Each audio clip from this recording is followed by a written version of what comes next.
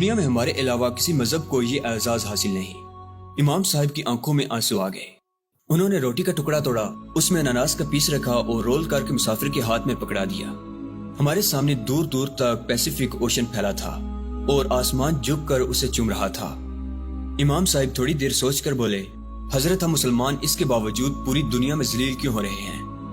مسافر نے ہاتھ آگے بڑھا کر ان کا ہاتھ کھینچا، اس پر بوسہ دیا اور عرض کیا، جناب میں حضرت نہیں ہوں، حضرت آپ ہیں۔ آپ کو اللہ تعالیٰ روز کرۂ ارض پر پہلے سجدے کی توفیق دیتا ہے۔ ہم لوگ دنیا دار اور ہوس کے پجاری ہیں، ہمارے گلے میں لالچ اور ذلت کے توق لٹک رہے ہیں اور ہم گھسٹ گھسٹ کر کنفیوز زندگی گزارتے ہیں۔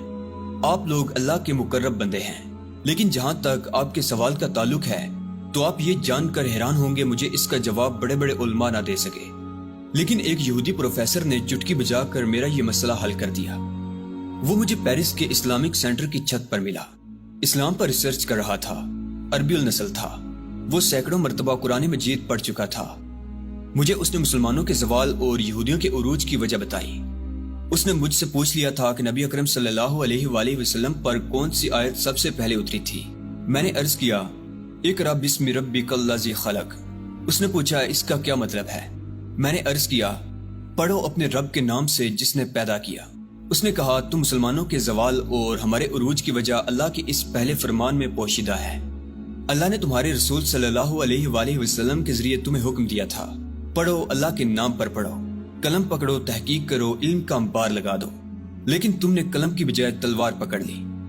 اللہ اگر تمہارے ہاتھ میں تلوار چاہتا تو وہ فرماتا لڑو اللہ کے نام پر، جبکہ اس نے پڑھو کہا تھا، لیکن تم لڑنے میں مصروف ہو گئے اور آج تک لڑ رہے ہو جبکہ ہم پڑھ رہے ہیں۔